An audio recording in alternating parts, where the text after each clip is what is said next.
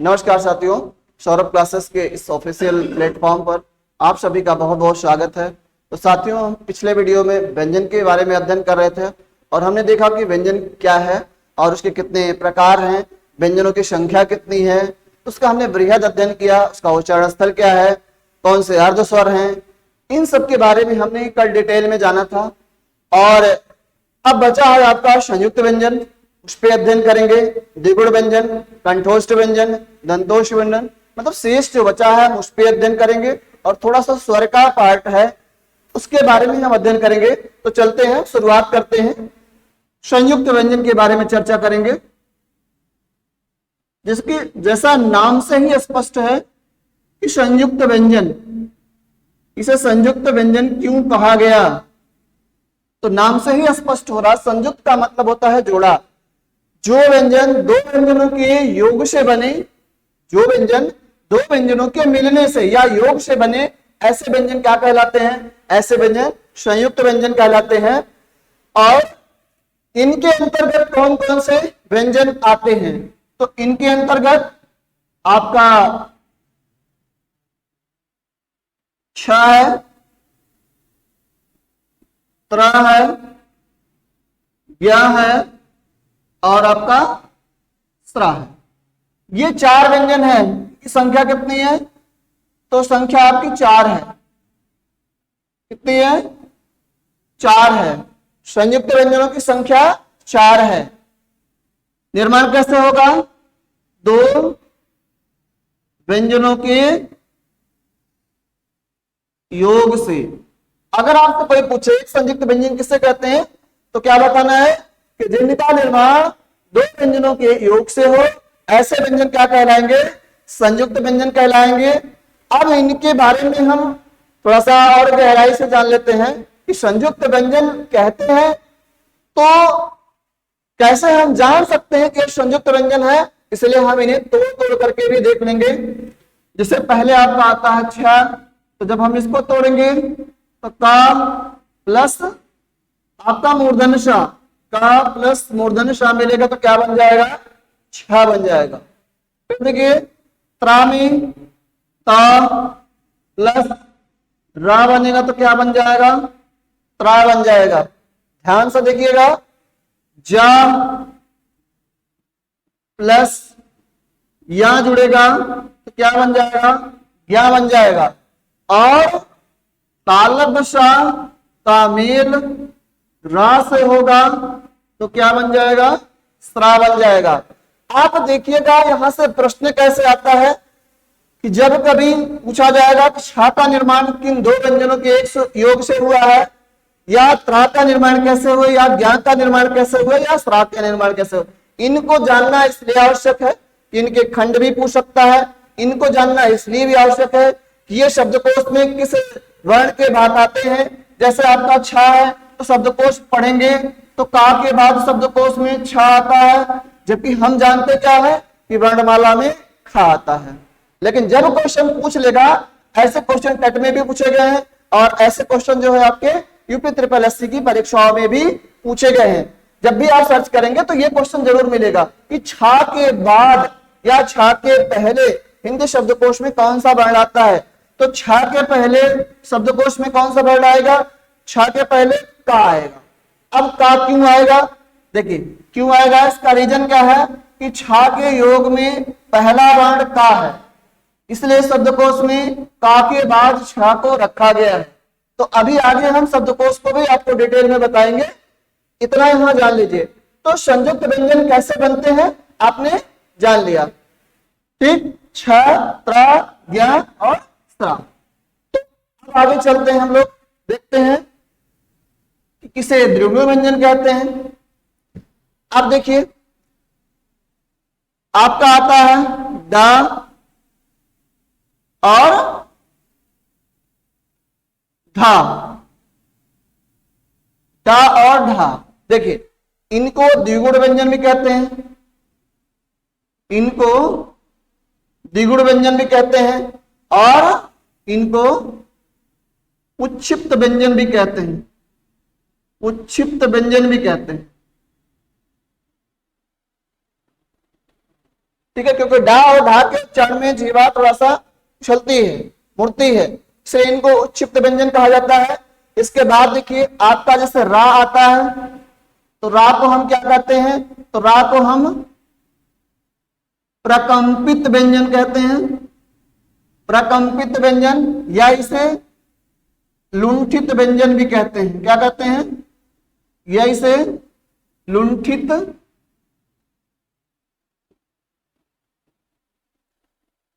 लुंठित व्यंजन भी कहते हैं। अब बच रहा आपका ला, तो ला को क्या बोला जाता है, तो ला को हम बोलते हैं पार्श्विक व्यंजन। क्या बोलते हैं, पार्श्विक व्यंजन। ठीक है, पार्श्विक व्यंजन बोलते हैं,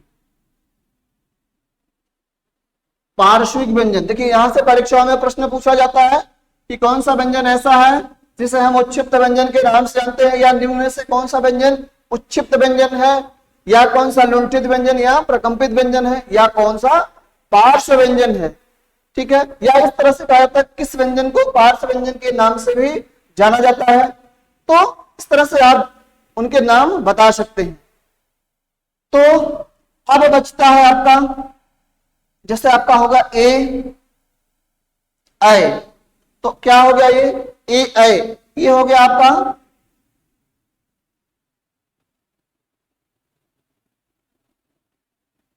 कंठ तालव्य।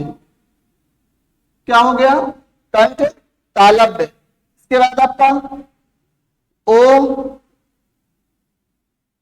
औ आता है, ओ औ को हम क्या बोलेंगे, जब उच्चारण करेंगे ओ औ, तो देखिए कंठ के साथ साथ ओष्ठ का भी प्रयोग होगा, कंठ के साथ साथ क्या होगा, ओष्ठ का भी प्रयोग होगा। तो हम बोलेंगे कंठोष्ठ। क्या बोलेंगे, कंठोष्ठ। और वा को किस नाम से जाना जाता है, वा को हम कहते हैं दंतोष्ठ के नाम से जानते हैं। किस नाम से जानते हैं, दंतोष्ठ के नाम से जानते हैं। ठीक है ना। ए ऐ को हम क्या कहते हैं, कंठ तालव्य। जब इनका उच्चारण करते हैं तो मुख के साथ साथ हमारी जीवा जो है वो तालु को स्पर्श करने का प्रयास करती है, तो आवाज गले से निकलती है, इसलिए कंठ हो गया, और जीवा तालु को छूती है, दोनों को मिला के क्या हो गया, कंठ तालव्य हो गया। और जब हम ओ औ का उच्चारण करते हैं तो हमारी जो आवाज है वो गले से निकलती है, अर्थात उच्चारण गले से भी होता है, साथ साथ हमारे ओष्ठ का भी प्रयोग होता है, इसलिए इनका नामकरण किस नाम से रखा गया है, कंठोष्ठ। ठीक है। और वा का उच्चारण स्तर क्या है, दंतोष्ठ है। वा के उच्चारण में क्या होता है, दांत और ओष्ठ दोनों का प्रयोग होता है, इसलिए इसे क्या कहा गया है, दंतोष्ठ कहा गया है। ठीक है ना। अब आगे जो आपका बचता है, स्वर के अंतर्गत हमने कुछ टॉपिक को अभी नहीं टच किया है, थोड़ा सा उसके बारे में भी चर्चा कर लेंगे।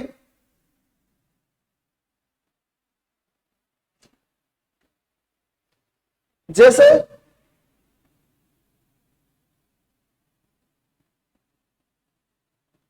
जिह्वा के फूलने के आधार पर, तो जिह्वा के फूलने के आधार पर व्यंजन सॉरी स्वर कितने प्रकार के होते हैं, स्वर के भेद। अब देखिए जिह्वा खुलने के आधार पर स्वर के कितने भेद हैं, तो जिह्वा खुलने के आधार पर स्वर के 3 भेद हैं, जिसमें नंबर 1 आपका आता है अग्रस्वर। नंबर 1 क्या आता है, अग्रस्वर। नंबर 2 आपका मध्यस्वर, मध्यस्वर, मध्यस्वर। और नंबर 3 आपका है पश्च स्वर। नंबर 3 आपका क्या है, पश्च स्वर। अब अग्रस्वर किसे कहते हैं, जिनका उच्चारण जिह्वा के अग्रभाग से होता है, जिह्वा के अग्र भाग से, जिनका उच्चारण जिह्वा के अग्रभाग से हो, ऐसे स्वर क्या कहलाएंगे, आपके अग्रस्वर कहलाएंगे। तो वो कौन कौन से हैं, ई, बड़ी ई, ए और ए।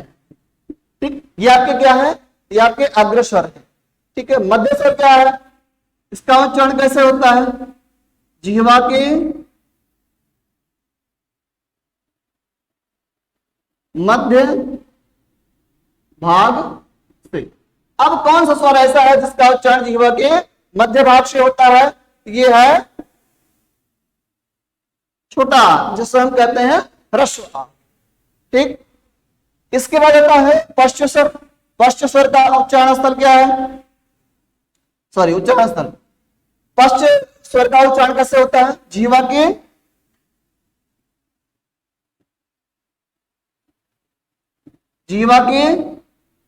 पश्च भाग से, जीवा के पश्च भाग से। अब कैसे जीवा के पश्च भाग से होता है, ये है कौन, तो आपका बड़ा आता है, बड़ा के बाद छोटा ऊ, बड़ा ऊ, ओ और औ आता है। इतने स्वर ऐसे हैं जिनका उच्चारण जीवा के पश्च भाग से होता है। तो अब इसको हम जान भी लेते हैं। जैसे अग्रस्वर हुआ, तो जब हम बोलते हैं ई ए, तो आप देखेंगे कि जीवा के आगे वाले हिस्से से ही उसका उच्चारण होता है। ठीक, इसलिए इसको हम क्या बोलते हैं, अग्रस्वर बोलते हैं। दूसरा आपका मध्य स्वर है, जब अ बोलते हैं तो न तो बहुत आगे से होता है ना बहुत पीछे से होता है, इसलिए इसको क्या बोलते हैं, इसको मध्य स्वर बोलते हैं, अर्थात जीवा के मध्य भाग से उच्चारण होता है। फिर देखिए तीसरा क्या है आपका पश्च स्वर है।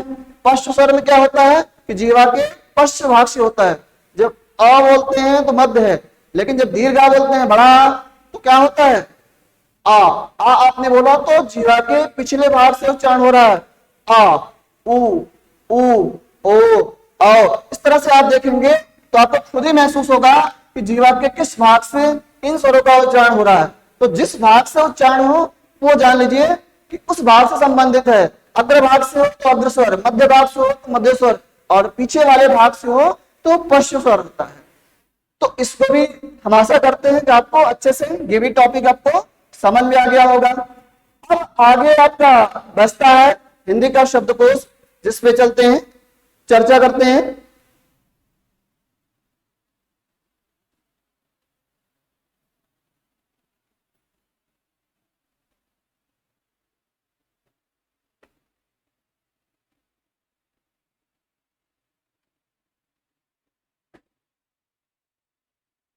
हिंदी शब्द कोश। अब ध्यान दीजिएगा कि हिंदी शब्दकोश क्या है, यहां से कैसे प्रश्न बनते हैं। तो हिंदी शब्दकोश का मतलब होता है हिंदी की डिक्शनरी। अंग्रेजी में आपने डिक्शनरी देखा होगा, उसमें क्रम से शब्दों को लिखा गया है, ठीक है ना, अल्फाबेटली। उसी प्रकार से हिंदी में भी जो है डिक्शनरी है, और उसमें वर्णों का क्रम कैसे है। हिंदी शब्दकोश मी वर्णों का क्रम, इसको कर सकते हैं मी वर्णों का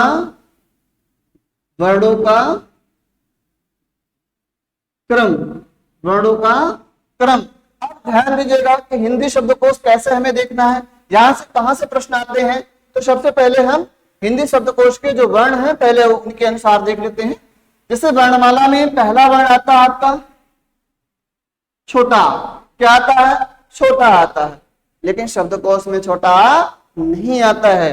ध्यान दीजिएगा कि जो आपके अयोगवाह हैं, अयोगवाह वर्ण कौन कौन से हैं, अयोगवाह हैं अंक और आहा, अंक और आहा, ये आपके अयोगवाह व्यंजन है। ठीक है, इनको ना तो स्वरों की श्रेणी में रखा गया है, ना ही व्यंजनों की श्रेणी में रखा गया है, इसलिए ये अयोगवाह कहलाते हैं।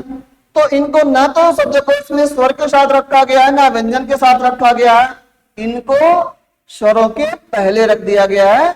तो हिंदी शब्दकोश की शुरुआत जब होती है तो उसका पहला वर्ण क्या है, अंक। पहला वर्ण क्या है, अंक। इसके बाद उसी के साथ जो है आहा आता है, उसी के साथ जो है वो आहा आता है। तो अंक और आहा के बाद फिर देखिए छोटा आता है, छोटा के बाद आएगा आपका बड़ा, छोटी, बड़ी, छोटा हो, बड़ा हो, री, ए, ऐ, ओ, आओ। ठीक, तो ये आपका हो गया हिंदी वर्णमाला के जो स्वर हैं, सभी स्वरों को साथ में रखा गया है, जो पीछे आपके अयोगवाह वर्ण है उनको सामने रख दिया गया है।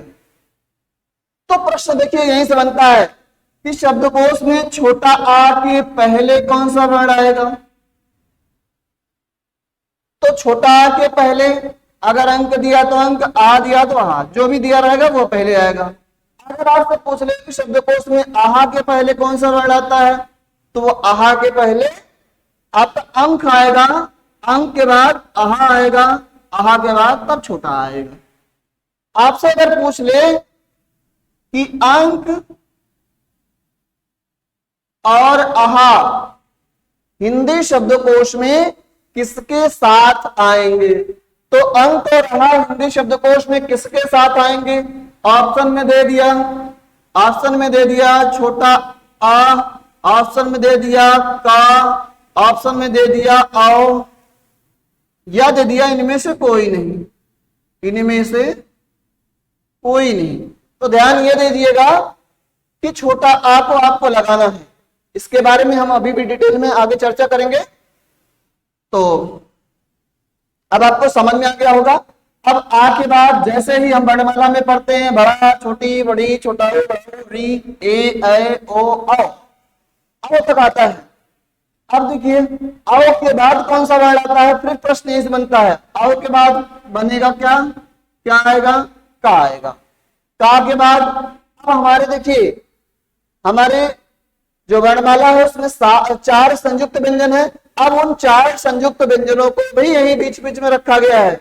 इसीलिए प्रश्न हमारे गलत होते हैं, क्योंकि हमें जानकारी नहीं होती है और हम वर्णमाला के अनुसार जो है अपने प्रश्न को हल करते हैं। तो का के बाद क्या आएगा, का के बाद आता है शब्दकोश में हिंदी की डिक्शनरी में छा आता है। क्या आता है, छा आता है। अब का के बाद छा को क्यों रखा गया, हमने आपको बताया भी है कि का निर्माण का प्लस मूर्धन्य श के योग से हुआ है। तो इसके योग में जो पहला वर्ण है डिक्शनरी में, उसी पहले वर्ण के बाद जो है उस संयुक्त व्यंजन को रखा गया है। इसके बाद क्या आता है, इसके बाद खा आता है, इसके बाद गा आता है, इसके बाद घा आता है, इसके बाद अंगा आता है। सेम ही जैसे चलता है वैसे ही चलेगा। इसके बाद फिर आपका देखिए आता है च, चा के बाद आता है छ, छा के बाद आता है ज, जा के बाद आता है ज्ञा। फिर यही मामला फंस जाता है। अब ज्ञा क्यों आता है जा के बाद शब्दकोश में, क्योंकि ज्ञा का निर्माण जा प्लस या के योग से हुआ है। जा प्लस या के योग से हुआ है, इसलिए जा के बाद कौन सा वर्ण आएगा, ज्ञा आएगा। और ज्ञा के बाद कौन सा वर्ण आएगा, तो ज्ञा के बाद झा आएगा। ठीक है, झा के पहले ज्ञा और ज्ञा के पहले जा। तो कभी कभी ऐसे प्रश्न पूछ लेता है। फिर झा के बाद क्या आएगा, फिर देखिए यहां आएगा, फिर ता, ठा, डा, धा, इसके बाद अड़ा आएगा, फिर ता, था, सॉरी ता के बाद देखिए अगर कहीं त्रि लगा हो तो त्रि पहले आएगा, त्रि के बाद त्रा लगा हो, फिर था, दा, धा, न। ठीक, अब देखिए फिर उसके बाद जो है अगर आपसे पूछे ता के बाद कौन सा वर्ण आएगा, तो ता के बाद जो है त्रि आएगा, त्रि के बाद क्या आएगा। अब एक तरह से अगर देखेंगे तो फिर त्रा आएगा, अगर इस तरह से भी पूछा जाए फिर त्रा के बाद जो है था आएगा। ठीक, तो ये ध्यान दीजिएगा, जैसे छोटा आ की मात्रा, इसमें कोई मात्रा तो लगी नहीं, छोटा सब में मिला होता है, तो ता के साथ छोटा मिला हुआ है। इसके बाद जो है अगर किसी पे ता के बड़ा की मात्रा हो जाएगी तो वो आएगा, फिर छोटी की मात्रा, फिर बड़ी की मात्रा, फिर इसके बाद जो है छोटा हो, बड़ा हो और री, तो त्रि अगर लगा है तो ये आएगा। इस तरह से जो है शब्दकोश में चलता है। तो ता, था, दा, धा, न आ गया। अब त्रा का निर्माण किसके योग से हुआ है, ये भी जान लीजिए। त्रा का निर्माण ता प्लस रा के योग से हुआ है, ता प्लस रा के योग से हुआ है। अब देखिए, अब शब्दकोश में प, फ, ब, भ और मा आ गया। पा, फा, बा, भा, मा। ठीक है, अब मा तक हम चले, फिर देखिए या, फिर रा, फिर ला, फिर वा आता है। ठीक है ना, इसके बाद जो है आएगा आपका तालब शाह। तालब शाह के बाद देखिए स्रा आएगा। तालब शाह के बाद क्या आएगा? स्रा आएगा। स्रा क्यों आएगा? क्योंकि सा प्लस रा, इसके योग में तालब शाह पहला वर्ण है, इसलिए तालब शाह के बाद आएगा। इसके बाद क्या आएगा? इसके बाद जो है मूर्धन्य शाह आएगा, तब जाके दंत शाह आएगा, तब जाके आपका हा आएगा। ये आपका शब्दकोश खत्म हुआ। यहां से प्रश्न कैसे बनेगा इस पे भी हम चर्चा करते हैं। तो आपने देखा होगा कि मात्राएं कैसे लगती हैं। तो अगर शब्दकोश में पहली अंक, फिर उसके बाद जो है आहा, फिर उसके बाद छोटा आ, फिर उसके बाद छोटा आ युक्त वर्ण होते हैं, फिर उसके बाद बड़ा की मात्रा वाले होंगे, फिर जो है छोटी ई की मात्रा वाले होंगे, फिर बड़ी की मात्रा वाले होंगे, बड़ी की मात्रा वाले, फिर छोटा ऊ की मात्रा वाले, फिर बड़ा ऊ की मात्रा, फिर री। ठीक है ना, फिर री के बाद ए, आए, ओ, आओ, आओ तक। तो इस तरह से आएगा। किसी वर्ण में जैसे तंग लिखा है, तंग लिखा है, तो देखिए अंक मात्रा वाला पहले आएगा। और अगर उसी में तक लिखा है तो तंग के बाद आएगा। ताक लिखा है तो इसके बाद आएगा। तो इस तरह से जो है शब्दकोश में शब्दों को रखा गया है। हाँ, तो साथियों इस क्लास को हम यही समाप्त करते हैं। इस पे हम प्रश्न और उत्तर लेके आएंगे, फिर इसके बारे में आपको डिटेल में जानकारी अपने आप हो जाएगी। जो चीजें आपको नहीं समझ में आई होंगी वो भी आपको समझ में आ जाएंगी। तो इस क्लास को हम यही समाप्त करते हैं और कल इसी का दूसरा पार्ट जिसमें हम पढ़ेंगे घोष, सघोष, अल्पप्राण, महाप्राण। ये भी छूटा हुआ है, इस पे कल चर्चा करेंगे और उसके बाद फिर शुरुआत होगी शब्द की। तो तब तक के लिए आप सबसे विदा चाहते हैं। गुड इवनिंग, नमस्कार।